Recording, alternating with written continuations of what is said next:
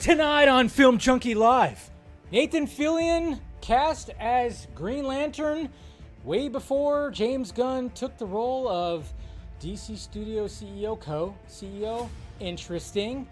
And he also talks about the Superman flying sequences and what it has to do with Guardians of the Galaxy Volume 3. Rebel Moon, baby, that's right. We got numbers, and the number that I'm going to read you has significance, and it's crazy that this is actually the number. Challengers and Boy Kills World comes out this weekend.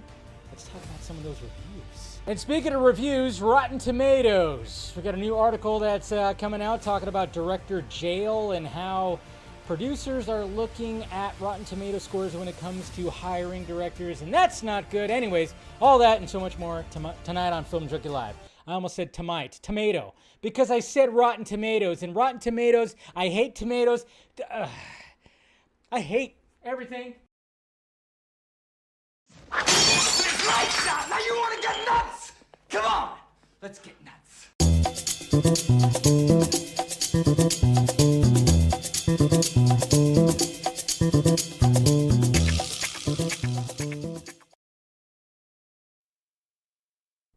Well, hello everybody. We're back, baby. That's what I'm talking about. How's everybody doing tonight? Hopefully good. Subscribe. Do all that. Everything. We're all back to normal here, I think. Well, at least, this is. Me, am I back to normal? I don't know. Who knows if I am, but jeez. What's happening, everybody? That's right. I know Monday's show was like, I couldn't log into all of this because it was attached to my YouTube, and, still was waiting on that YouTube, but glad to see everybody. Oh, man, I had, Wine Wednesday, had to pour some wine. Look at that. Got a pretty good glass right there. Cheers, everybody.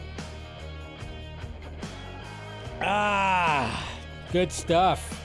Good to see everybody. Hopefully everybody's doing good. It's good to just be back to somewhat normal things. We're going to be talking a little bit about that too, of course. But let's see who is out there. We got, of course, Talladega Plays. Welcome back to YouTube platform. It's great to be back. I mean, technically when we did DC Fanimated last night, that was me coming back, and I was like, that was a cool little way to come back, but this is like the official. What's going on, Shane? So happy to have the channel back. I'm going to join the Patreon this week, and good. And like I said, after everything that happened, guys, the Patreon, that's what I'm focusing on now. And everything, I have videos up, I have clips that are up on there that are not on YouTube.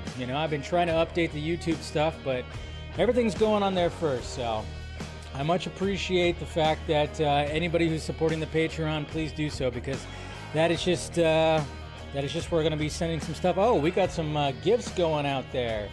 Yeah, I can't keep the pirate ship down, because you never know when something like this will happen again. It could happen again, guys. That's the thing. All right, we got Jason gifting some memberships, because yes, it is Wednesday, so we do a members-only stream after this stream. So we'll talk a little bit more. So yeah, by all means, let's get those members going right here too, and let's get that music going again. Why not, huh? What's going on, Eric?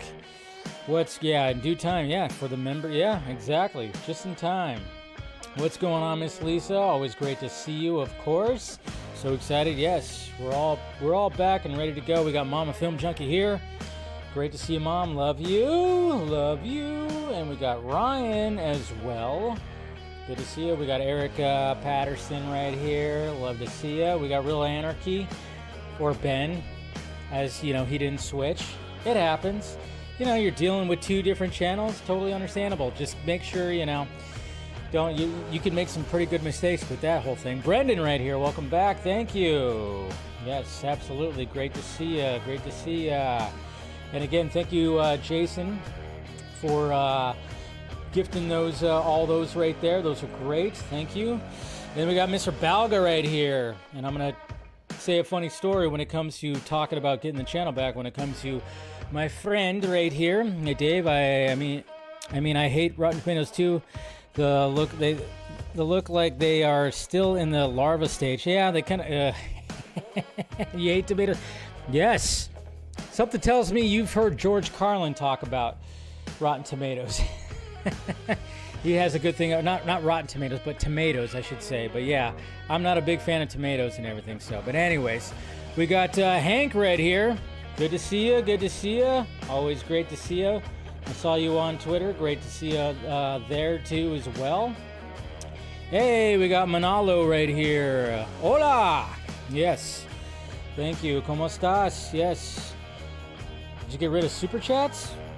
Was Super Chats not working? That would suck.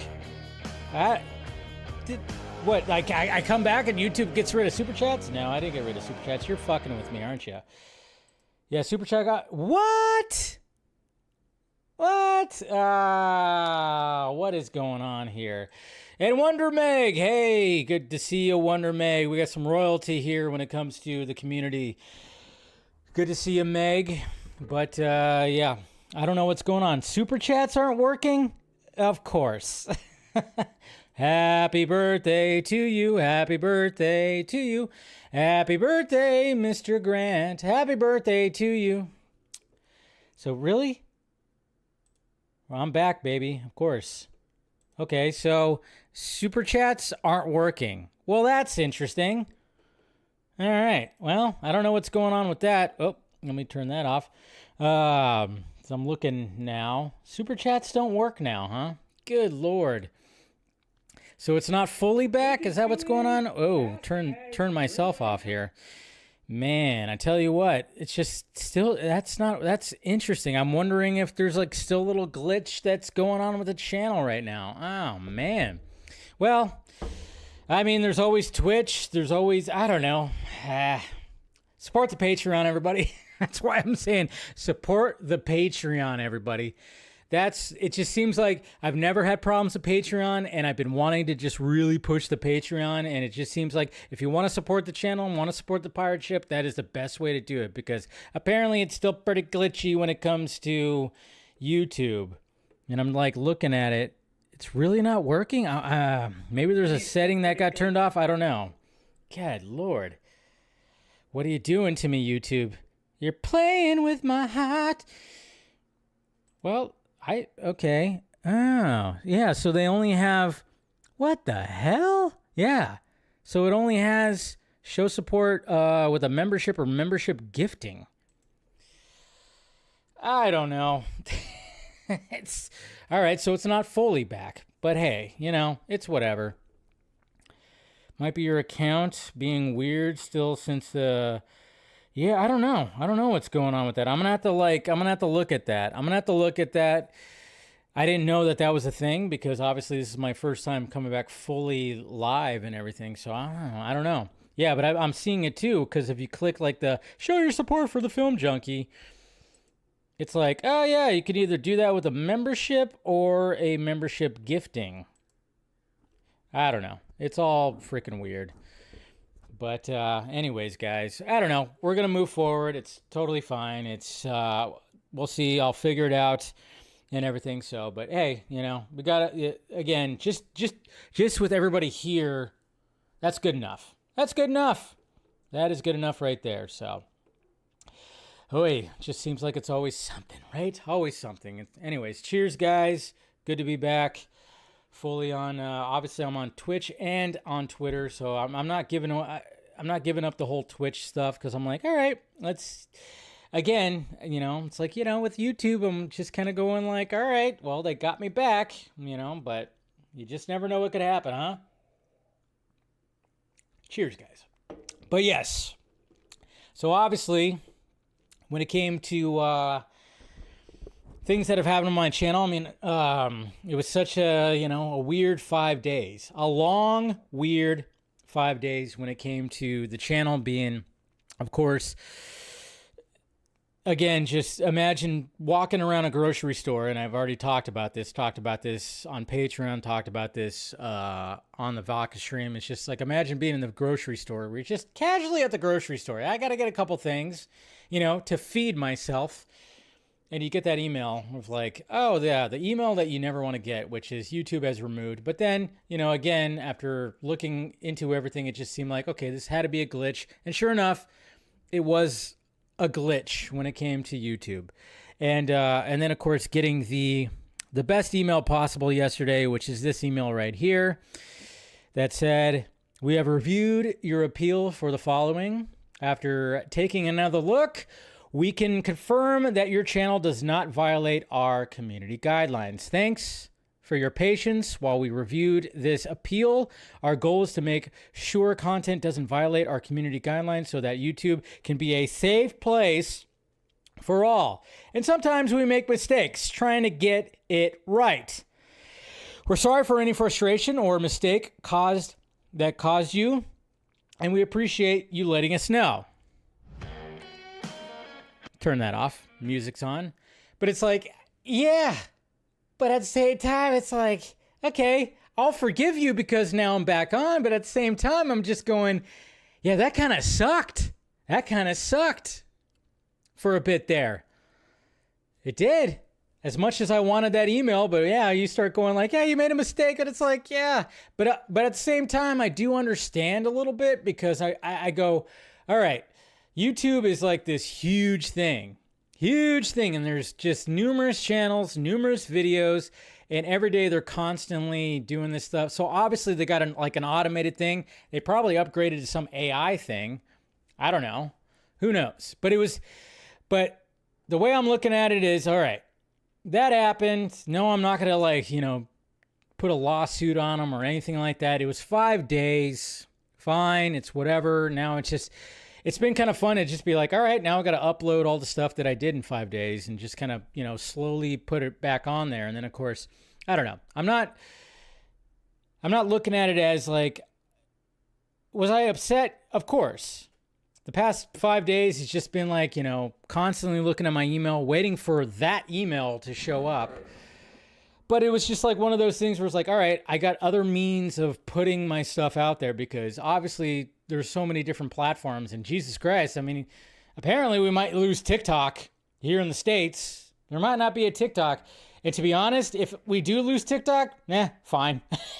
I mean, honestly, I post all my clips on TikTok, and even I do like a, shorter version of some of my longer videos. I put them on TikTok. Yeah, I literally do that whole thing where I'll post videos on TikTok where I have the director's cuts of my videos. Like when it comes to certain segments where I cut them, say I have a video that, or a topic that I'm talking about that I cut out and put as a video. It'll be 5 minutes on YouTube, but I'll cut it down to 3 minutes. That's right. I'm doing that whole thing. So you get the Pena cut on YouTube, of course. But yeah, apparently TikTok might be going away, which, if it does, all right. I'm not disappointed. I'm not going to be like, oh, damn, that sucks. To be honest, I'm just I'm trying to, obviously trying to build up a following over there, but it's a different kind of, it's a whole different kind of thing over there. I have a couple of videos that have gone viral on there, but nothing really, to whatever. But yeah, apparently that they signed that whole thing. Who knows what's going to happen with all that? I don't know. When it comes to everything and the politics of all that, it's like there's so many other different things that they could be tackling when it comes to this country, and they're like, TikTok, we must ban TikTok. It's like, Jesus Christ. There's so many other things that you could be looking at. A social media app that people are just scrolling through. Okay. I mean, I get it. It's like you don't want the China overlords to look at what we're looking at, but because you're jealous because you're spying on us? It's like our government's spying on us. And they don't like it that China's spying on us. I mean, I get it. I don't want China spying on me either, but I really don't want my own government to do that either. But they do because, anytime you have a conversation or text or anything like that, mentioning certain things, you're going to get that ad when you're scrolling through your feed. It's weird, especially when you're thinking of something. Have you ever thought about something? Maybe I should buy this. And then it shows up on your social media app. That's when it gets freaky. They're getting our brains, guys. They're getting our brains. But anyways, I'm rambling. But yeah, got the email yesterday. It was a funny story because Mr. Chris Balga, who's in the chat right now, it was because of him that I found out. I didn't find out on my own. I went to, I have two screens right here. And on this screen, I had my Gmail up. For the past 5 days, I've had my Gmail up just to be like, okay, when am I going to get the email from YouTube to be like, oh yeah, we reinstated your channel and blah, blah, blah. So I had that up. And over here I had, everything else, Twitter and whatnot. And I was DMing somebody on Twitter. So when I was working, my workstation over there, I kind of went over here and then I was, going to see if there was a response. And I looked at my thread and I see Chris that just basically said, you're back. Your channel is back. And I went, bah. And I look over at this screen right here. No email. And I'm like, what? And then I had the tab open for my channel, refreshed it, and sure enough, oh, there it was right there. There was the channel right there. And I went, and then I refreshed my Gmail, and sure enough, it started coming in, and I got that email right there that said like, hey, welcome back, and blah, blah, blah, blah, blah. So I don't know. It was just like crazy yesterday, and it was probably like 1 o'clock my time, before 1, and it was like, oh God, it was like such a relief, and I'm like, oh my God. So here we go. I'm back finally. So yeah, it's good to be back. Good to be back, and things are kind of back to normal. But like I said, guys, if you want to support the Patreon, you could support it for free as well. And the link is provided down below, but you can support it for free, but you won't get the videos right away. You'll get them a day later. It's just like one of those things where it's like, I got to create some value when it comes to this. And, and if you're one of the $6 tier guys, people or whatever, like I said, I'm going to be doing a thing where like anybody who's like in the $6 tier, you're going to be an executive producer. Starting next week, I'm going to name you as executive producer of Film Junkee Live, the Vodka Stream, DC Fanimated. Going to name you. You're going to be my executive producer for that week. So cheers. Cheers, guys. And we'll start it. But yeah, it was because of Mr. Bogga right there. Because apparently, like, people were getting emails that the memberships were reinstated. So it was like one of those things. And Meg even like, messaged me too. She's like, I got this email. Are you back? And then, yeah, other people were like, hey, I think you're back. And it was like, but it was Chris that messaged me first. So thank you, Chris. Cheers. Cheers. All right, guys, I've been rambling a little too much now, but like I said, I just appreciate you guys. All the support, everything. It's been great. We're really, we've built a community here. We have. And it's fantastic, and I love it. Anyways, all right. Let's get to it right now. And let's get to the tweets. And we're going to start off with, if there was a movie that I want a sequel to, and anytime I see like one of these channels, I go like, what's a movie that didn't get a sequel that should have gotten a sequel? And what comes to mind is always The Nice Guys. Ryan Gosling. And of course, my brain just went blank right there. Of course, when it comes to, Jesus Christ. I tell you, that always happens. It always happens. Like, when it comes to The Nice Guys, obviously, The Nice Guys is one of my, like, when it comes to, Jesus Christ, why can't I somebody tell me, who's the other guy? God damn it. I'm just totally like blanking right now, which I totally do. Russell Crowe, thank you. My God, it's so bad. That is so bad. I was like, whoa. And I'm literally looking at the picture right now, and I'm like, why did I just blank out on that name right there? Yes. Thank you, guys. Jesus Christ. My brain just totally went blank on his name. I can't believe that. I know, he was literally Jor-El. My God. But anyways, that's what we're going to be starting off with right here, is the fact that Ryan Gosling doesn't think that The Nice Guys will get a sequel. So much of a sequel, I think, is decided by an opening weekend of a movie, and we opened up against Angry Birds, and Angry Birds destroyed us. Angry Birds got a sequel. The thing about that, guys, is Does anybody talk about those Angry Birds movies at all? Nobody talks about those Angry Birds movies at all anymore. Do you know anybody who talks about, like, Jesus Christ, it'd be awesome if they made another Angry Birds movie? No. Angry Birds was a trend, of course, when it came to a game on your phone that you could play, and it was fun. And then it got old, and then they got, of course, the movies, which, okay, I didn't watch them because I didn't care, but apparently they did very well. People still talk about The Nice Guys. This is why Ryan Gosling got asked this question, was the fact that it's like, yeah, people want a sequel to The Nice Guys. I wanted a sequel. A lot of people want it. Became a cult classic. And sadly, there's not going to be a sequel.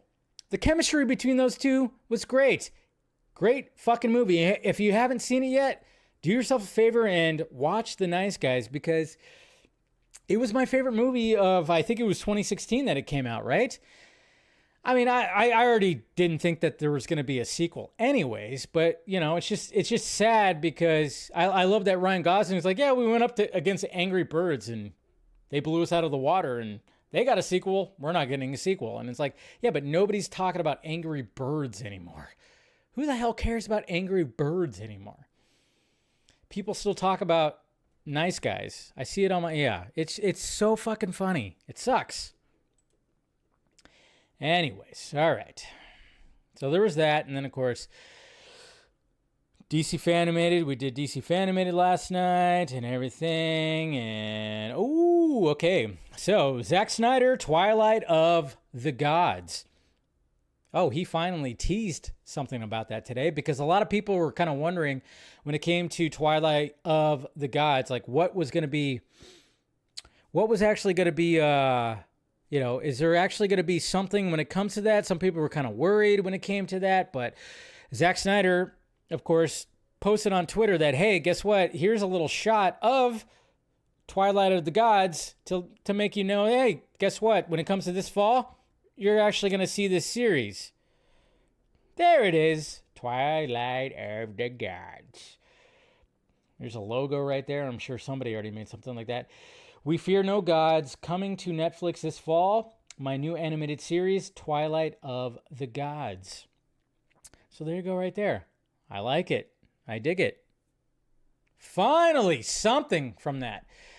Now, the next thing that I want to see when it comes to animated is Las Vegas when it comes to Army of the Dead. That's the one I'm kind of like more worried about. I mean, this one, I figured it'd be okay, but just remember that Jay Oliva is actually helping with this one right here too. So, yeah, it's like one of those, okay, we got a little bit of something when it came to Twilight of the Gods. So, hey, we got that. So that's good. That's good. Glad that Zack posted that on Twitter. And what's going on with 28 years later? Well, apparently they're going to have Aaron Taylor Johnson. Don't ask him about James Gunn, or not James Gunn, James Bond, not James Gunn. We're going to be talking about James Gunn, but James Bond, and Jodie Comer and Ralph Fiennes. 28 years later. This movie's going to be, they're looking to have this movie just to have a whole new trilogy, apparently. So there you go right there. It's gathering more steam. That's pretty cool. I mean, come on. It's crazy how I think like when it comes to 28 Days Later, when it comes to that first movie, that movie really set the bar of like, hey, imagine having zombies run at full speed. Not just the normal like, have zombies run at full speed, because it was funny because like I don't even know how far after, like it was not that long after that Zack did Dawn of the Dead, the remake, where they had zombies running at full speed, you know? So it made it more like, oh shit. Because when you watch some of those old movies, those old zombie movies, you kind of go like, really? They're just, yeah, that's scary. But at the same time, it's like, you could just move to the side. They won't get you. But if you have zombies that are running at full speed, you're fucked. You're fucked. So I even like the sequel. What was it, 28 months later? Was that the sequel? But now we're getting 28 years later. So I'm excited for that. And they're building up a nice little cast right here. All right. So apparently something about that script is pretty good. Oh boy, guys. Oh boy. Oh boy. Okay. Brace yourself, guys. We're gonna delve into some sexiness that is happening when it comes to actors getting into that superhero shape. And we got something for the ladies, we got something for the men, we got something for anybody in between when it comes to sexiness of actors getting into superhero shape. Because my God, look at that right. Gee, whoa, all right, okay. Look at that. We got a terrific bulging, veiny arms going on right there, and we got an engineer that is wearing barely any clothing. I don't even know if I should be showing this on YouTube. YouTube's gonna take me off again for posting this right here, but holy Lord. I mean, look at her. I mean, nothing against what's his name? He looks good. I'm jealous for his arm game, but Jesus, look at her. Look at her right there. My wow. Those panties or whatever, what she's wearing, bikini bottoms, whatever. Quite low. Where you just oh, okay, guys. Yeah. Maria, what is it? Maria, what's her name? Yeah. Faria. Yeah, she's just, my God. And she got in just killer shape. Yeah, so did he. I mean, I get it. It's fine. Yeah, but we've already seen a lot of with him. But her, my God. She's got some just good, definition going on. And then she just, of course, she angled it. And then just those were, super. I know, I got to calm down. But I don't know. I'm a sucker for, for some of that right there, because it's not like she's or anything. She's just got a good tone going on, some curves, and like I said, the bottoms are very low. Anyways, I'll be all right, guys. I'll be all right. I'm fine. But there is a little bit of help, of course. Who knows when it comes to actors? I mean, specifically when you're gathering size. I mean, I've talked about this before, which is kind of funny, because speaking of TikTok, one of the videos that I did that went viral on TikTok was the whole thing was the first time we saw David Cornsweet as he started putting on the Superman bulk, where he was reading off something. Remember, he had the beard, he was wearing a hat, and he had the baggy clothing. And I talked about how, when it comes to, when it comes to getting in super shape in a matter of a few months or a couple of months, I mean, there's liberties that are taken when it comes to getting in that shape, especially for gaining size. It's not the easiest thing. It's you can eat, work out like crazy, and you'll gain some size. But, if you want to do it in a short amount of time, guess what? You're going to be taking some things. And I'm not saying that it's things that are super illegal. You're not doing the stuff that bodybuilders do, but you're taking some growth hormones, you're taking some TRT, or some testosterone. You're doing something like that. Now, when it comes to the ladies, I don't know if there's something. I don't think she's taking a Ozempic, because that's the whole big craze right now. But geez, I'm just whoa. I mean, she's just hey, I'm gonna take this selfie right here.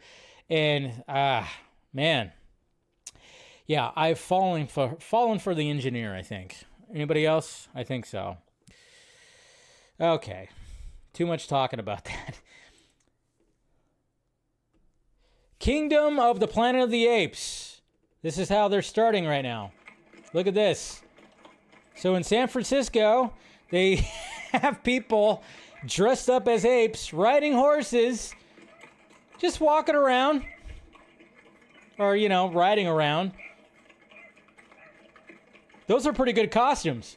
I'm not going to lie. There is a dog that is not happy. You can hear him barking. So there you go. So the marketing for Kingdom of the Planet of the Apes has begun.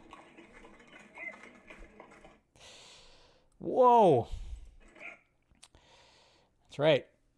Those damn dirty apes. I'm looking forward to it. When does it come out? Next month, right? Yeah, but that was from the San Francisco Chronicle right there. So that's pretty cool. Not bad. All right, so that's pretty much it when it comes to the tweets right there, guys. I like it. How we doing? How we doing out there? Yeah. Sean Ozempic. Okay, yeah. I know. I'm trying to calm down, but I mean, I don't know. Like, ever since, like, her, when she's been posting stuff, I'm like, jeez. Whoa. But yeah. I mean, but yeah, they're gonna be taking liberties, you know. They have to. Like, it's funny too about that when I posted on TikTok about David Cornsweat and like the size that he gained, and I talked about how if you're gonna be gaining about 20 pounds of muscle in about 4, 5, 6 months, I'm like, yeah, you could probably, if you're gonna do it naturally, you can maybe. I don't know. I don't even know. I'm not, by no means am I like one of these people that know this stuff, but it's not going to be 20 to 25 pounds. There's no way. I mean, there's just no way. I mean, they're all taking something to just get them where they need to be. And not to mention they take liberties when it comes. I mean, look at Hugh Jackman. I mean, what just happened when we saw the Deadpool and Wolverine, and we saw him, I mean, he's doing the same thing, especially with his advanced age. He's definitely taking some testosterone. There's no doubt about it. And I wish there would be, because when it comes to just taking testosterone, especially if it's TRT, which is testosterone replacement, it's like, just admit it. Dwayne Johnson, we know you're taking some shit. Just admit it. Who cares? It's not like you're just fucking, you're sticking needles in your ass or your bicep and just like doing this crazy stuff. No, you're just taking some stuff. Okay? And, we all know that everybody's taking it. If you're getting in that much of shape in like a short amount of time, of course. But yeah, when it comes to the ladies, like especially her, it's like she just got, it's like, yeah, she probably was taking something too. Who knows? Maybe she was just intermittent fasting. I don't know. But yeah, it's one of those things where you just kind of go like, oh yeah, you're definitely doing that, and they all do it. And, even, I mean, that probably happened, that's happened before. Affleck probably took something for Batman. Cavill probably took something for Superman. Who knows? They've all just kind of done it. But I just kind of wonder, though, even Christopher Reeve, I don't know. I'm just thinking, even going back to Christopher Reeve and gaining all that muscle. I mean, you just got to be dedicated. And it was funny too, because when I posted that, I saw somebody go like, wow, somebody responded to that tweet when I said like, whew, like, look at them. Somebody responded with like, well, what if it's all for nothing? And I just kind of went like, well, I don't know if it's all for nothing, because you're literally getting paid to get in ridiculous shape. You're like, anytime, like, that's what I always find funny, and especially when I've seen actors like complain about it, where it's like, oh yeah, I had to be on a strict diet, I had to do this, I had to do that. I'm like, you were paid a shit ton of money, more than people make in their lifetime, or like within a few years. You were getting paid a bunch of money to get in ridiculous shape. Sorry if I don't feel sympathy for you getting in this crazy shape where you could see every ripple of your muscle. Sorry that I don't feel sympathy for that you got to do that, and everybody got to see that. And I'm like, I'd be all for it. I mean, I could totally see why these actors do that. And just getting, I mean, sometimes it doesn't make sense. Like when I watched Roadhouse with Jake Gyllenhaal, I'm like, okay, so he's like this drifter dude, and he is that ridiculously fucking ripped. What the hell is, I mean, sometimes it doesn't make sense. It's like, like when you see like Jason Statham in like the Meg, and he's supposed to be like this drunk and like, fuck everything, but yet he's jacked. It doesn't make sense. I'm going on a whole spiel about this whole thing right now. I get it. But it's just, it almost doesn't make sense where it's like, oh yeah, this guy's supposed to be down and out. He's an alcoholic. But yet he's got a fucking 8-pack. It's like, okay. But again, it's aesthetically pleasing to the eye, I guess. That's what they're trying to go for. But superhero shape, that's a whole different thing. But then it kind of makes you wonder, it's like, how much are they in the movie? And are they going to keep it up for future movies? You know? I don't know. Anyways, enough about that. Let's talk about the main topic here. Let's talk about some Superman stuff and Nathan Fillion, which is something that came out that was very interesting when it came to all that. Yeah. Hollywood has the connect. Yeah, they got the good stuff. They definitely got the good stuff. They definitely got the good stuff when it comes to all that. Ray got even more jacked for a moon, and he had 0.5. Yeah, I know. See, I mean, that's the thing. Again, it's just one of those things where it's like, hey, there's nothing wrong with, I try to keep in shape. I like working out, and, it feels good, especially when you change stuff up and you're like, oh, yeah.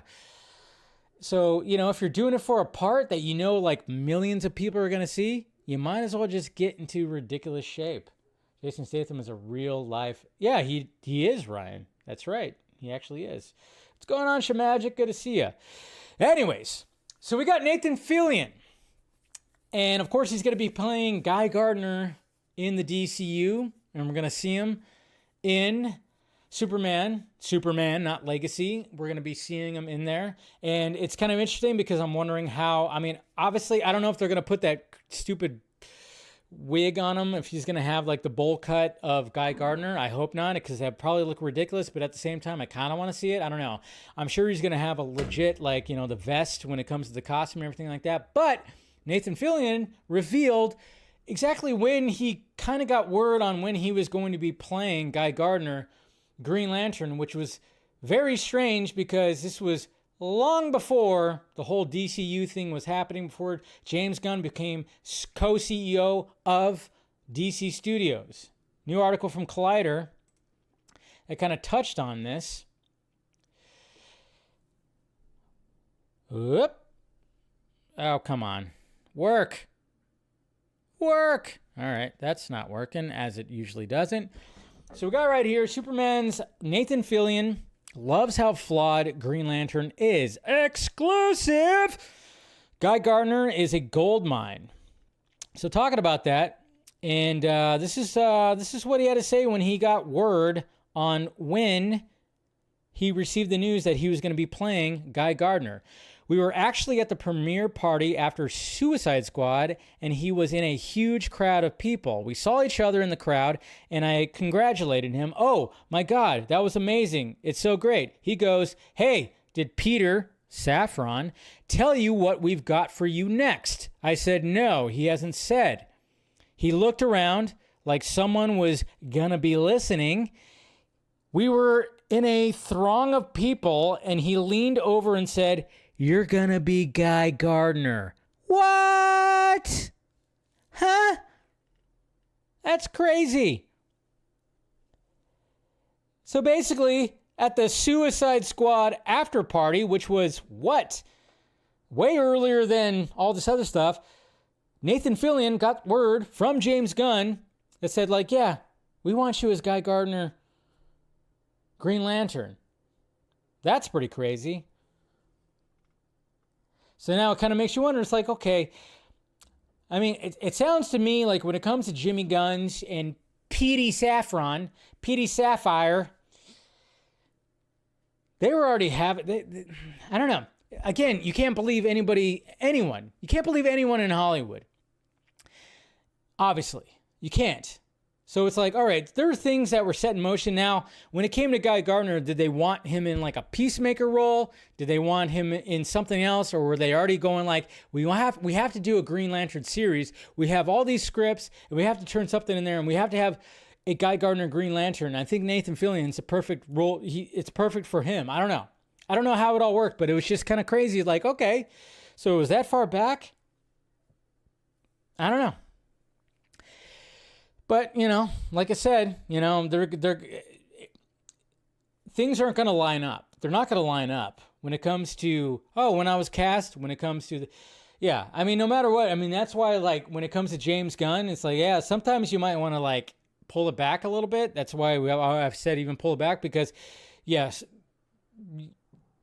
obviously you're debunking lies, but then you're going to get caught in a lie that you're putting out there, you know? And naturally, there's a whole group of people that hate your guts and think you're lying about everything, and they have James Gunn derangement syndrome. Of course, you know, that's just the way that's going to be. So anything that you say, they're just going to assume that it's a lie. Assume that it's a lie. You know, I saw that a lot because, you know, there's the diehard Zack Snyder fans, which the same thing happens to him. They just think that, you know, people that hate Zack Snyder hate, you know, they'll just think that he's just lying about all kinds. I mean, with all the Rebel Moon stuff, which we're going to be talking about more of during the show, you know, they just hate him. But then there's a group of people that hate James Gunn so much, and they just think that he's lying all the time. And I'm like, I'm not going and like, oh yeah, no, he's 100% truthful. Fuck no. Nobody in Hollywood. I would even say, like, I mean, even Zack Snyder has to fucking fluff up some shit too, you know, as much as I don't want to like say like that he's like a liar or anything, but you have to, I always say fluff up. It's like they have to fluff up these things. It's not so much that they're lying, they have to fluff it up to sell the product, you know, sell the product. But sometimes if your actors are not aligned when it comes to this, you kind of just go like, whoa, you know, who knows? Thank you, Mr. Jason McKenzie, for gifting all that. Again, I don't know why the super chat stuff's not working. So, you know, gifting all that, that's great. Sweet. Appreciate that. So welcome new members. Like I said, you could take part in the members only stream after this. So now we got Superman flying. And a lot of us, when we saw, I should probably wait until all the noises stop. Okay. There we go. Ozzy. Don't bite any heads off bats right there. And we got Johnny Dome Studios. All right, there we go. And then we got Juan Manuel Ruiz. God, that's a long name. And then we just got Vic, the shortest name out of all of them right there. Oh, we got another one. Tron Sands. I like that. Tron. Anything else? All right, we're good. So thank you, Jason, again, for doing all that. Cheers. Cheers, my friend. So Superman flying. And we're kind of wondering James Gunn's approach to when it comes to Superman flying. I think we got a little hint of that when it came to Guardians of the Galaxy and seeing Adam Warlock, you know, flying. And we got those close-up shots, and a lot of people were like, oh, that's cool. That's really cool. And I saw a lot of people just going like, oh, yeah, that's the way it's going to be. And then some people went, it's not that great. To me, I didn't really like Adam Warlock in Guardians of the Galaxy Volume 3. I thought that was the worst part of it. Everything else worked, but when it came to his character, just didn't like it. And when it came to the Superman flight when it came to his flight sequences, I was like, okay, that's fine. But I'm like, maybe it's not going to be exactly like that. And apparently, according to Jimmy Guns, it's not going to be exactly like that.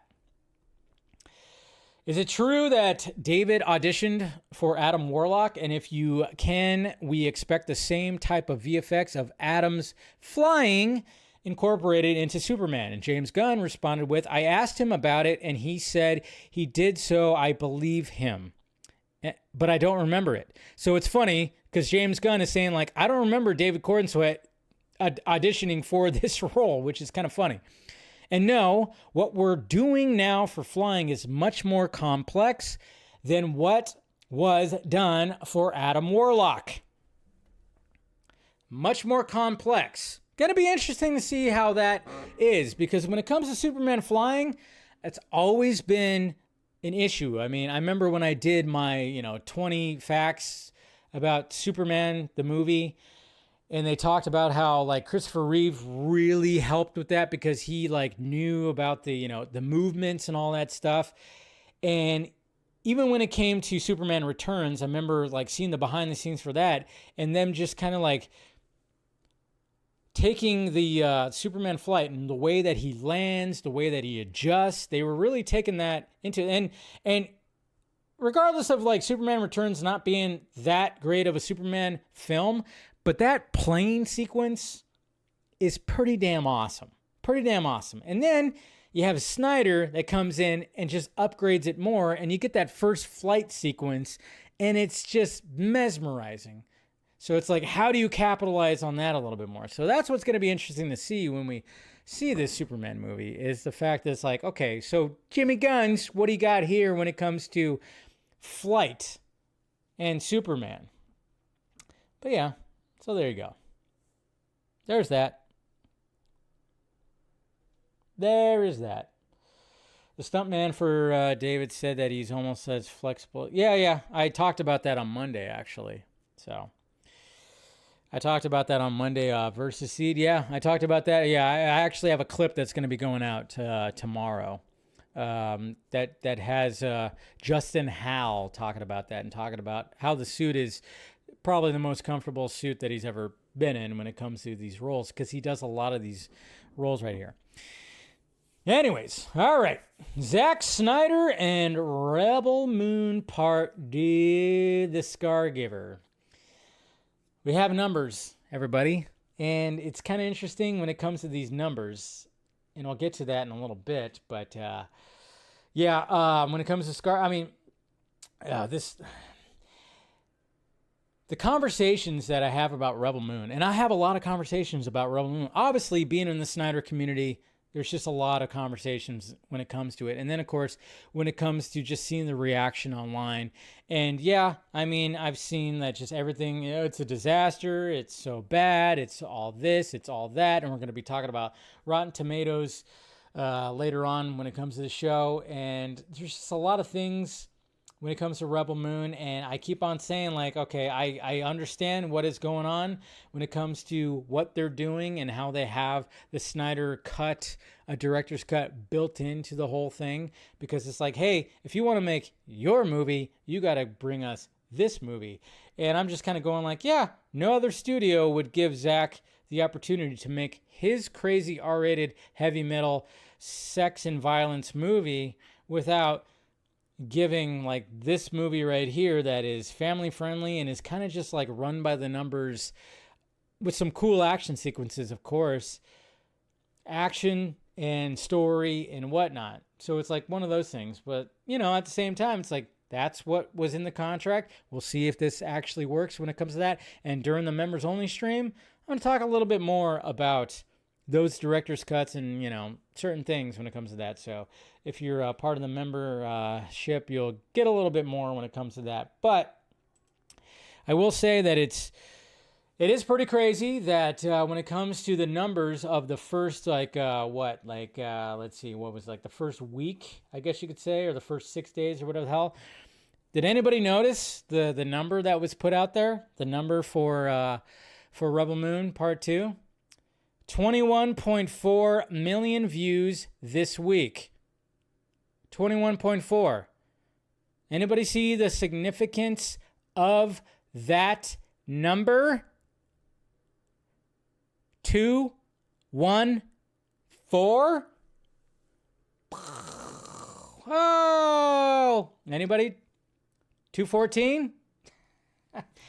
I mean, I'm sure it's a crazy coincidence, but it is weird that 214 was so significant when it came to the Snyder cut. And then all of a sudden, Rebel Moon Part 2 gets 21.4 million views this week. Now, obviously, that's not start to finish. That's not how they measure all that stuff. But yeah, it was just like, what? That is absolutely crazy that it was that number. And it worked. Now we got another graph when it comes to original movies. I think it's original Netflix movies. They kind of like gauged them and like, okay, so here's where Rebel Moon and Rebel Moon Part 2 stand when it comes to original Netflix movies in their first week. So here we go right there. It's not at the top, not at the bottom, but there it is. So both of them right there. Murder Mystery 2, which I didn't even see, is the top dog. So is The Mother. And then you got Extraction 2, Leave the World Behind, which I watched that movie. That movie was crazy. I don't think I watched Extraction 2. I'm not going to lie. Glass Onion, of course, that one. But Rebel Moon Part 2 got 23.9, and then you got Rebel Moon what did I say part 2? I meant part 1. Part 2 got 21.4. So not the bottom, at the top. You know, of course, everybody's looking at the views and they're kind of wondering like, oh man, are they going to actually greenlight the sequels? I don't know. I think it's all depending on the director's cuts. That's the thing. It's all about the director's cuts. I mean, again, we have to realize, I mean, even if you don't agree with it and you're going, what the hell are they doing? I wanted the original. And I get it. I get it because when I've watched these two versions, I just go like, yeah, there's stuff missing in there. This is Zack pulling his punches. It's exactly what it is. He's going like, all right, I'll give you this, but man, I'm going to give you something else that's going to be absolutely batshit crazy. And I think the buildup of that is because look what, and I think I even said this on Monday's show, but I'm going to say it again. It's like when it came to the first Rebel Moon coming out, people were like disappointed. And then they were like, I think I lost the hype for the sequel. And then when it came to the sequel, everybody's been talking about it for 2 weeks. And there's been a lot of word of mouth. Even if they hate watched it, still got the views because I think that's what they care about more than reviews, of course. And then it seems like the same thing is going to happen when it comes to the director's cuts. It's like everybody's going to just watch the director's cuts, and it's going to be interesting to see the reaction when it comes to that. Now, if they do any more sequels, if they do Rebel Moon 3, and of course they want to do like a whole other trilogy that's like going to be coming out, they want to have it like 6 movies total. Now, if they do that whole thing, it's like now are they going to just go, you know what? We're not even going to do the PG-13 cuts. We're just going to do what Zack wants. That's what's going to be interesting. So I totally am like all for like what they're doing because it's kind of like a different kind of thing. And the way that Zack and Debbie have been selling the director's cuts and how different it is to the point where it's going to have different subtitles. Like when it comes to the titles, it's going to be Rebel Moon, not the Scargiver, not the Child of Fire. It's going to be different when it comes to that and different takes and different tones. And I already know how Rebel Moon Part 1 starts off, and I'm like, oh yeah, that makes sense. I didn't read the novel, but I talked to somebody who read the novel. You could probably guess who that is. And I was like, how does it start? Oh, that's how it starts. Well, that makes sense. That makes sense that it starts off like that for this character. Okay. That makes sense. I'm like, okay, yeah. I already kind of knew like that character, you know? So, I don't know. That's my whole spiel when it comes to that. Like I said, just be patient, guys. Like, I get what they're doing. I'm sure a lot of people get, some people get what they're doing, but some people are like, why do they do it like that? But I mean, to be honest, like the conversation, I mean, I think that's what they're really going for is the fact that there's still like a conversation about all this and the fact that Zack is so divisive. And when he goes on interviews or when he goes on podcasts, even like when he's come on the vodka stream, it's like you put something out there and it's like, yeah, he stirs up people because again, there's Zack Snyder derangement syndrome as well, where people like see that guy and they just go, how dare he? They just get upset. So, there you go. All right, we got some movies coming out this weekend. We got Challengers. We got, Boy versus the World? Boy Kills World? Is that what it's called? That's the movie I'm seeing. I'm not going to lie, guys. Challengers, I have no interest. No interest in Challengers. I really enjoyed Zendaya in Dune Part 2. I thought she fucking did a great job. Her performance was great. But I never got onto the Zendaya bandwagon. So I'm just like going, okay, this is a movie about her having a 3-way and she's a tennis player? Sweet. I'm sure Tom Holland loves this. No, I'm just kind of going like, yeah, it doesn't interest me. Now, there are people that are going like, wow, look at this. It's good. I'll catch it one of these days, but I'm not rushing out to see it. I'm not rushing out to see this movie.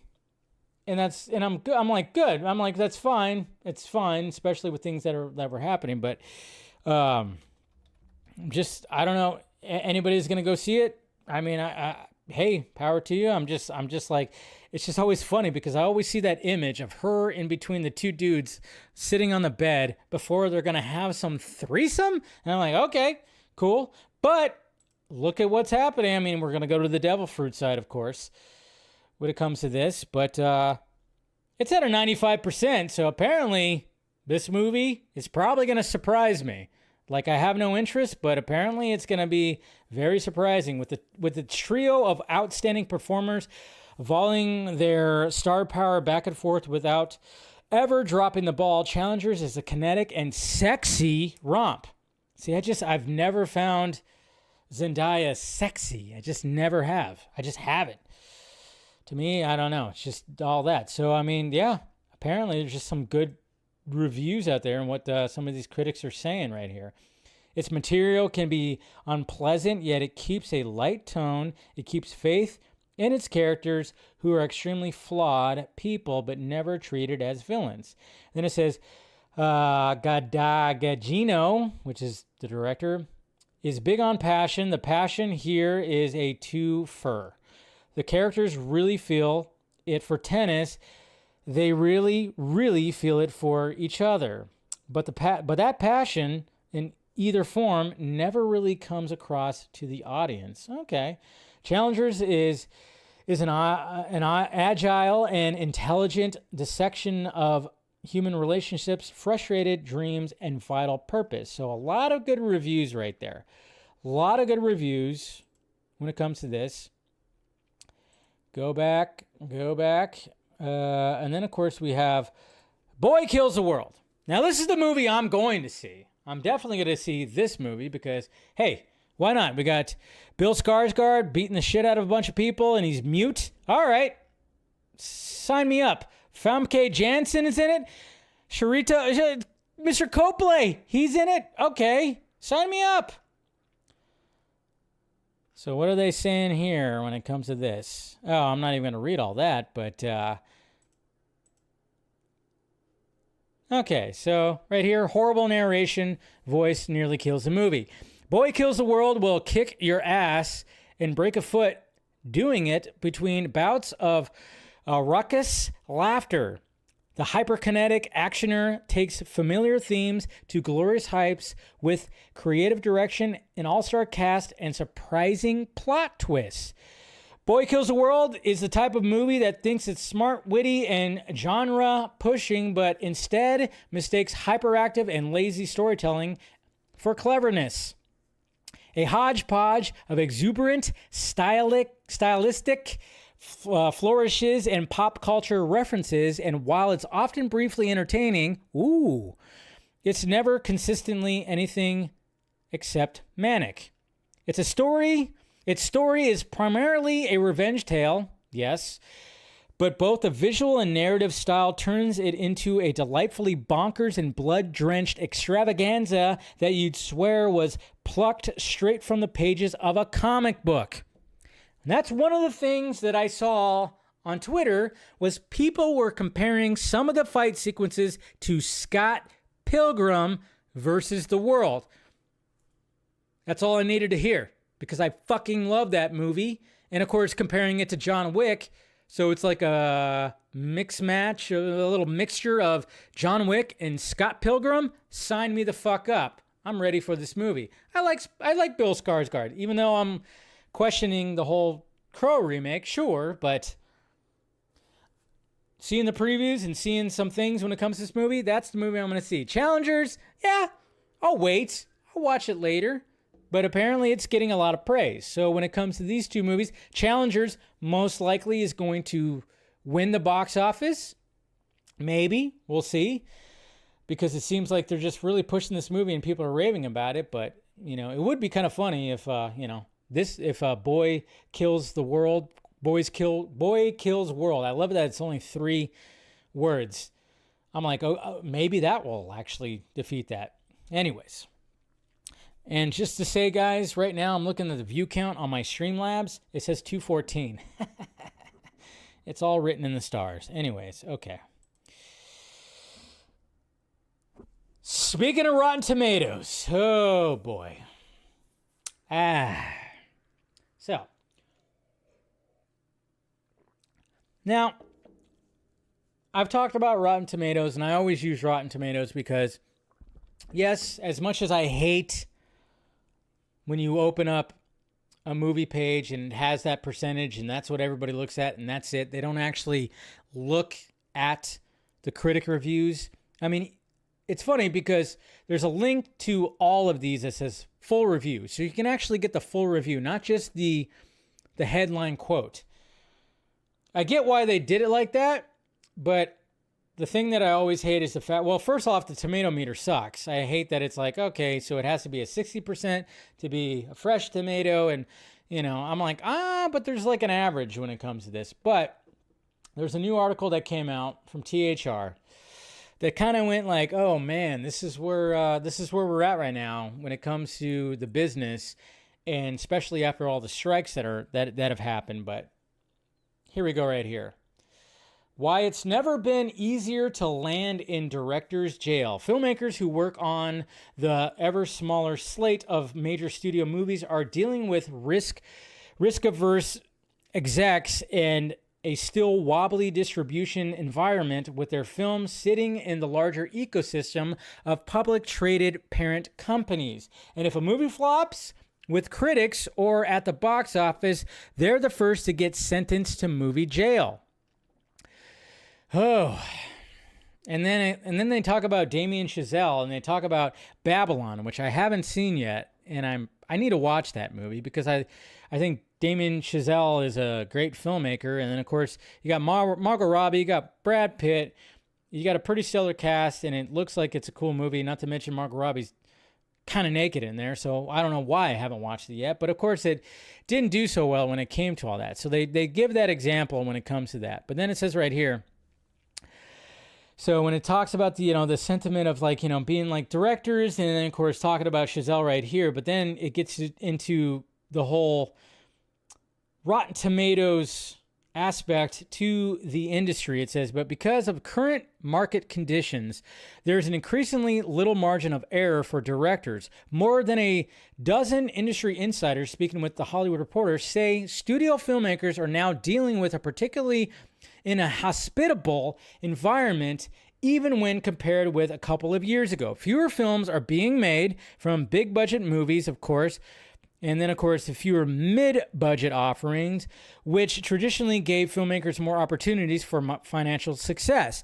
Those features that are being greenlit, especially IP-driven ones, are being micromanaged by exceedingly risk-averse studio execs who are still trying to navigate how to release a film post-pandemic, with making hiring decisions amid belt-tightening and staggering layoffs that have netted shifting management. And we got some quotes right here. Everyone went on strike and came back to a different industry, a studio head was talking about. Everything lost momentum. Everything is being scrutinized, and everyone has a new boss. Warner Brothers Discovery's top brass has been in place for fewer than 2 years, and in some areas of the studio, it's even less time than that. Then there is an industry-wide pressure to deliver windfalls that move the needle at the box office and fuel everything. Fuel, of course, the revenue streams that will appease shareholders. It's always about the shareholders. Film slates, now massive line item, sit within the larger narrative of publicly traded companies. Insiders say that the non-writing directors are having a particularly difficult time. Non-writing directors. So if anybody's worried about Zack Snyder, he writes all his own shit. So I think he'll be fine. Because of the limited number of studio films opening directing assignments that would normally be within the grasp of younger filmmakers are going to high-level talent. Elsewhere, up-and-coming directors, those who have a festival movie or two under their belts and are looking for the next step up, are getting boxed out.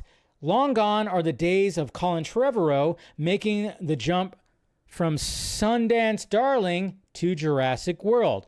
Now, new talent must deliver multiple successful projects in a row, sans slip-ups, before being afforded the grace, albeit only so much, to fail at the studio level, says a top manager with a stable a stable of a studio, directors of Gauntlet for filmmakers, you basically get one shot at proving yourself 3 times in a row. So 3 times.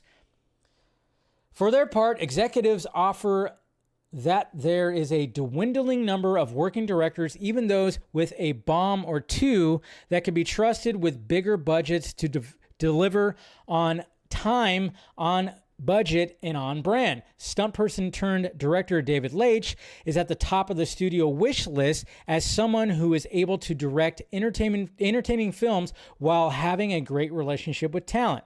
So basically just breaking down all this, where they're looking at, producers are looking at, okay, what's been going on when it comes to this director's Rotten Tomatoes score, box office. It's just a lot of things that are being looked at. So having up and coming director, I mean, it's just a whole different. The industry is just like, again, there's a bubble. There's just a bubble that's just. It's just getting bigger and bigger and bigger. It's getting to the point where luckily we have a lot of platforms out there, you know, granted they don't get taken away from you. There's a lot of platforms out there where people could just be like, you know what, I want to make something. I'm going to put it on this platform. I'm going to put it on that platform. I'm going to put it on that platform. But yeah, it's gotten to a point where when it comes to the industry, obviously they're going to be the Rotten Tomatoes score. Yes, it is a factor. It is a factor for the audience, and now it's a factor to producers and studios, sadly. But like it said in there, speaking about, certain, I guess you could say, directors that write their own shit, it's probably a good thing that you're writing your own shit, as opposed to just director being like, oh, I read this script, I'm going to direct this. Because now it's like, okay, if you write your own shit, you could probably get it made, and you could probably finance it and somehow get it made. But I don't know.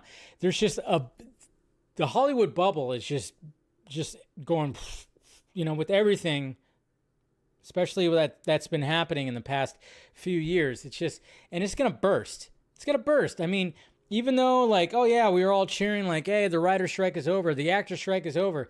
But there's still a lot of people that are out of work that still can't get work because they're making less movies. It got to the point where they were making so much shit, and they were making so much shit, literal shit, that they're like, oh, we're not going to do a season 2 of that. We're not going to continue on with that. You suck, you suck, you suck. There's a lot of people that probably got fucked over by that whole thing where the studios were like, hey, people are at home.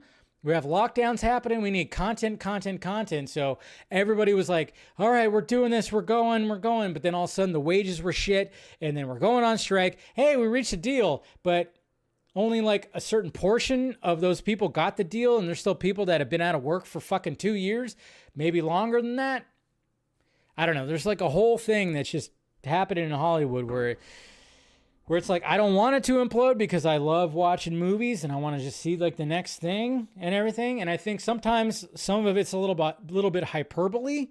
Like, I don't think it's as bad, like, especially when I talk to people that are in that world, like, oh, it's bad. It's all going to come crashing down. I'm like, okay, you've been saying that for 2 years and it still hasn't happened yet. So there's just always that aspect of it too, where I go, okay, sometimes I think that's a little bit, there's too much hyperbole when it comes to that. There's too much hyperbole when it comes to articles like this. I don't think it's ever going to like fully die down, but there is going to be a change where it has to go back to the roots of just like, hey, can we just make some fucking good shit?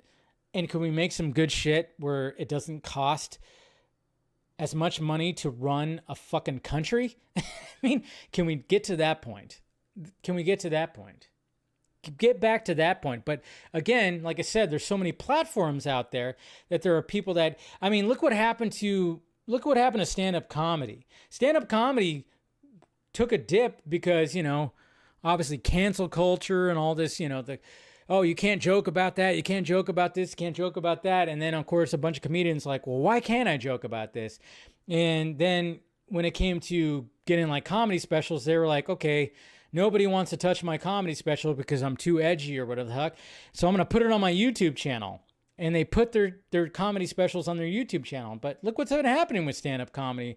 It's going through a boom, and it's still very much in that boom because a lot of comedians took it upon themselves to be like, all right, I'm going to start a podcast. I'm going to put my special up on my YouTube channel. I'm going to post clips like crazy from me doing just spots and doing crowd work.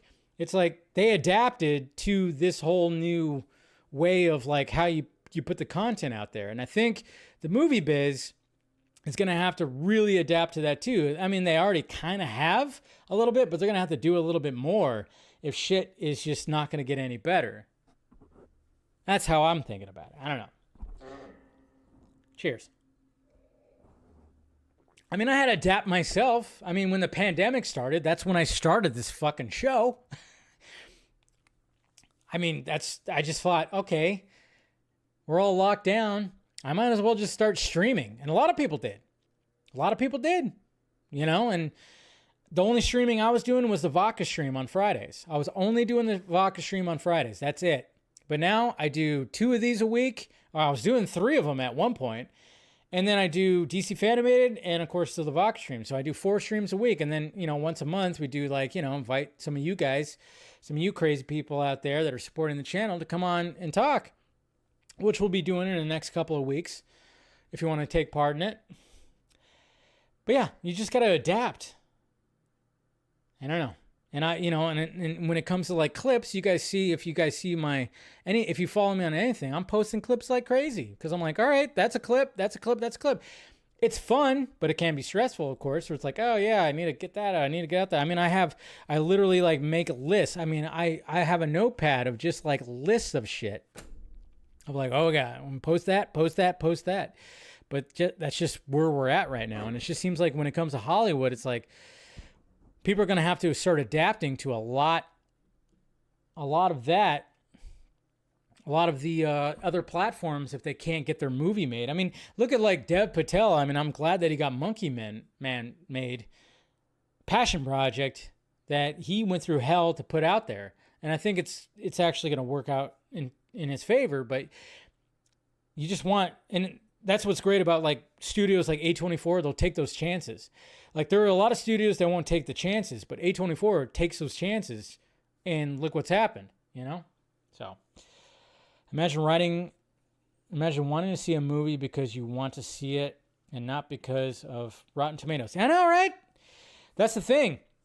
And I've always hated that. Anytime, I mean, I had a friend of mine that when I'd be like, hey dude, you want to go see this? And he goes, I don't know, the Rotten Tomatoes score is not great. And I'm like, fuck you. Do not do that. You do not do that. Like, I see the benefit of Rotten Tomatoes, and I've said it many, many times, which is why I utilize it, is I can read the critic reviews, and I'm like, all right, let's see where it's at right now. But it never stops me from seeing a movie. I mean, if I was going to just have like Rotten Tomatoes, tell me what I should see this weekend. Obviously, I would pick Challengers because it's at a 95% as opposed to Boy Kills World at 65%. But guess which fucking movie I'm going to go see tomorrow? I'm going to see the one that's 65% as opposed to 95%. Nothing against this movie. I'll watch it later. But I want to see a crazy action, crazy fucking weird movie over here. That's what I want to see as opposed to a movie that I'm just not interested in. When I see the trailers and everything, not interested in. Has nothing to do with the Rotten Tomatoes score. One of these days, like when it comes to like, you know, when we're starting to implant shit in our brains, man, Rotten Tomatoes is going to put like a fucking, you know, when you strap up into the Matrix, they're going to put that tomato meter right into your brain where you just automatically go like, no, that movie sucks. That movie sucks. Yeah. Anyways. So yeah, a lot of friends of yours, Stephanie. Yeah, I hate that. I fucking hate that. Anytime that I have a friend that does that, and luckily I've only had like one friend where I like had to bust his balls. I'm like, fucking serious, dude. Let's just go see the movie. Let's judge for ourselves, man. But I always thought that, even like before Rotten Tomatoes, I always thought like, hey, you know what? If I want to see a movie, if it looks interesting, I'm walking in and I'm not trying to be as biased as possible. I mean, obviously, I'm always going to have bias with certain directors. You know, if I walk into a Nolan or a Snyder or a Tarantino, a Fincher. It's like if I'm walking into, like, if I'm watching those movies, I'm like, all right, this guy's got a good track record. I'm probably going to like it. He's one of my, if this director is one of my favorite directors, or like this actor or something like that, I don't know. There's always going to be a level of bias that there's going to be there, but I try my best not to do that. But at the same time, I love movies, so maybe I've had people push back against me going, you like everything. I'm like, yeah, sorry that I enjoy movies and you hate everything. That's another thing that it's kind of funny when it comes to like social media, when there's just people that just hate everything that comes out. They watch everything and they love to hate everything. They love to hate most shit. And then when I get like those people go, yeah, you just like everything. I'm like, well, sorry that I enjoy the art of film. My bad. And maybe I could find like the the good side of all this, I'm the film junkie. That's why, like, that's what my name is. It's like, anytime that I put something on, if I put something on or I go see something, I have hopes that I'm going to enjoy this. Even if I'm walking in going, I don't know about this one. When I went and watched the Marvels, I don't know about this one. When I went and watched The Little Mermaid, I don't know about this one. But I always try to take the approach of like, okay, this wasn't for me. It wasn't for me. Could be for somebody else. And if somebody enjoys the movies that I didn't enjoy, I'm like, good. I'm glad you did. Somebody worked hard and you enjoyed it. And that's what it's all about. I didn't enjoy it. I thought it was a shit sandwich, and I could tell like studio fuckery and all this kind of stuff, and it was ridiculous. But hey, you enjoyed it. That's fine. It's fine. Subjective. Yes. It's all subjective. Anyways, all right. Kind of going off today. I'm energetic today, guys. Just being back on YouTube. That's what it is. Thank you, Luke. Appreciate that comment. Just saying. I mean, like, you could shit on a movie, you could do all that, but I always hate it when people like go after people like, why do you like that movie? I mean, you get a lot of that, especially in the Snyder community, because yeesh. Anyways, all right. Let's go ahead and let's see what's going on Twitter right now. All right, let's see what we got here. I think we're good. No bad things. Okay, so Eric. Hey Dave, the main complaint about Rebel Moon films I've noticed from good guy critics like Jeremy Johns is how little there is about the characters themselves. I suspect they'll like the full cuts a lot more. Of course they will. But it really makes one question how devoted Zack was to making sure the PG-13 versions were something he could be proud of as films unto themselves. I feel some deja vu vulnerable here, Dave, like how the BVS theatrical was a mess that people dumped on, but the Ultimate Edition won people over. What's Zack thinking here? What Zack is thinking is, for the first time, okay. It's going to be studied, just like the Snyder Cut. It's going to be studied. What Zack was thinking when it came to what is going on with Rebel Moon is the fact that a studio literally said, you can make the movie you want, but you have to give us a family-friendly version. It's never been like that for any director. That's the thing. And when it comes to pushing boundaries for filmmaking, that's what's going to be interesting to see when it comes to Rebel Moon. And we already know that there was like the first rating they got for the director's cuts were NC-17, so maybe they have to scale it back just a little bit because the agreement was hard R. The fact that Zack has always tried to make the movies that he wanted to make, and the studio went, nope, you went too far, you have to scale it back. But the fact that he went into production going, all right, I can make the movie I want, but then I have to make a scaled back version. I have to literally pull my punches. That's something that's never really been done before. That's something that's never been done before. That's what gets me kind of excited about all this whole thing. And we're getting like 4 different Zack Snyder films. I don't know. Again, I'm biased because I love the guy. He's one of my favorite directors. So I'm just like, I'm all for it. I don't know. It's very interesting.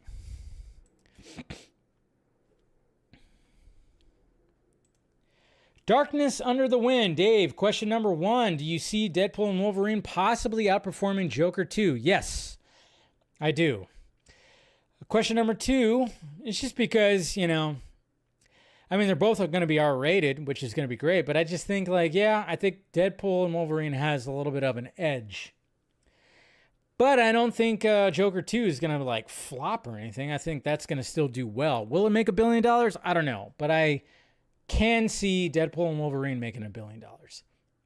Question number 2, how would you feel if Creature Commandos builds up to Superman and the entirety of the DCU?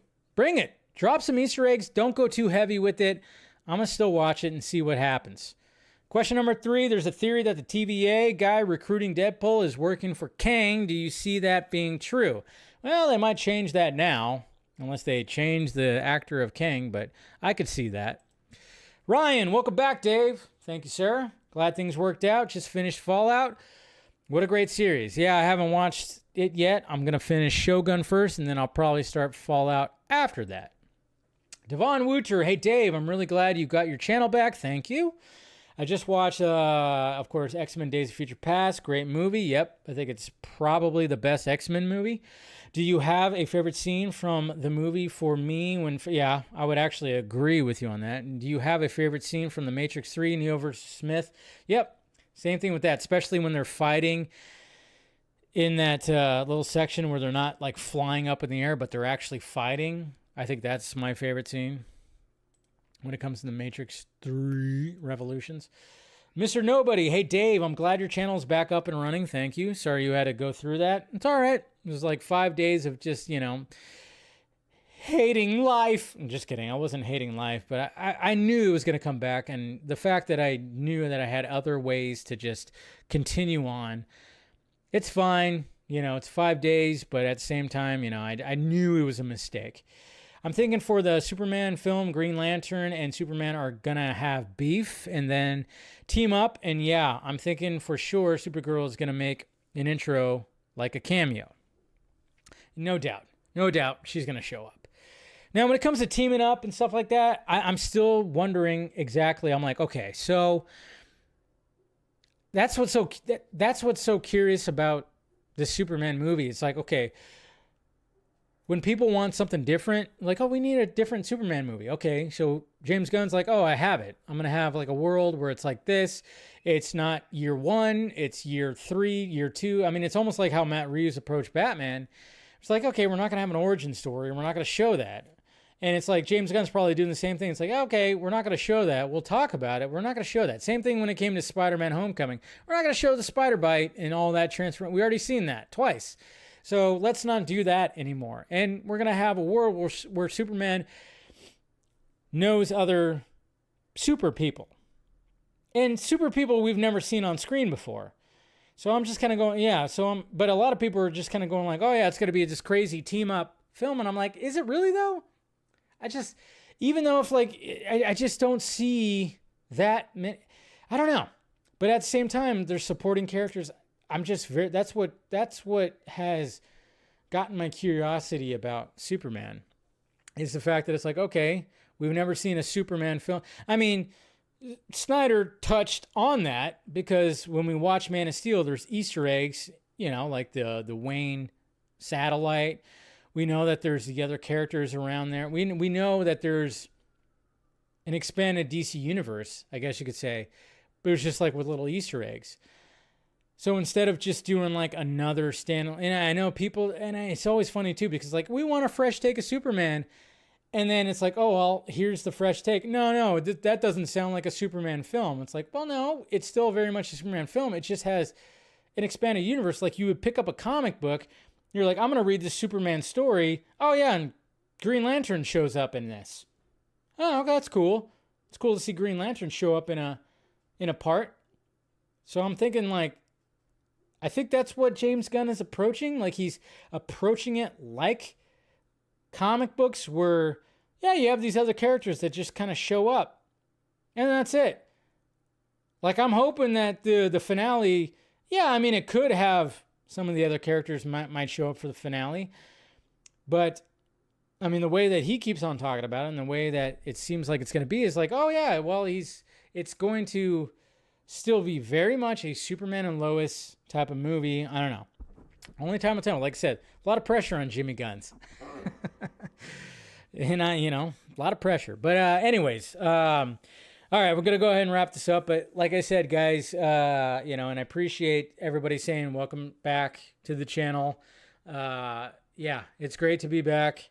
It was like one of those things where I was 100% just thinking, okay, I might not get my channel back. So that's why I pushed the Patreon. And I still am going to push the Patreon because you just never know what could happen. So, if you want to subscribe to the Patreon, like I said, you can subscribe for free. You just won't get the videos as early because I do make them public after like a day or something like that. But still, subscribe. And if, like as much as $1, is a lot to help when it comes to that. So I'm really just pushing that because you never know. This could go away again. Some kind of copyright thing. Because you know what's kind of funny, guys? Before I wrap this up, I will say this. After yesterday and getting the channel back and being like, okay, cool. I got probably about 12 fucking emails today from YouTube that were demonetizing old streams and old videos. It's almost like YouTube is like, oh yeah, you're in the system now. Now we're looking at your shit. So they were streams and videos from like 4 years ago were like, oh, you can't monetize this one anymore. I'm like, really? I'm like, you guys are just finding all this shit now? Like trailer reactions. Anytime I showed something on a stream. Oh yeah, old shit. I got so many emails. There was like 12, not probably more than that. Emails.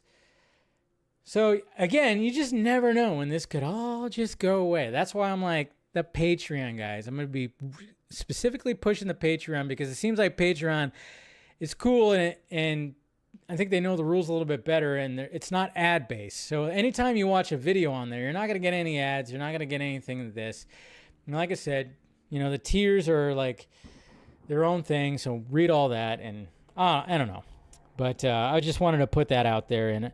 And naturally, of course, we're going to be doing a members-only stream after this. Oops, not that. Let's go ahead and wrap this up. So members and new members, I'll see you guys in a little bit. You can pick my brain a little bit more if you want to join the members-only stream. So go ahead and do that. Subscribe if you haven't already, guys. You guys are awesome. Like I said, great to be back on YouTube. Great to be back with everything. So love you guys. And if I don't see you, of course, on the members only stream, I'll see you guys on Friday. We'll be back on the Vodka stream right here unless YouTube does something crazy again, but I doubt they will. And yeah, we'll see what happens when it comes to Friday's Vodka stream. Always look forward to the Vodka stream and talking to the friends. And of course, if there's a guest, naturally. So all right, guys, love you. Members, I'll see you guys in a little bit. Everybody else, I will see you guys on Friday. Bye-bye.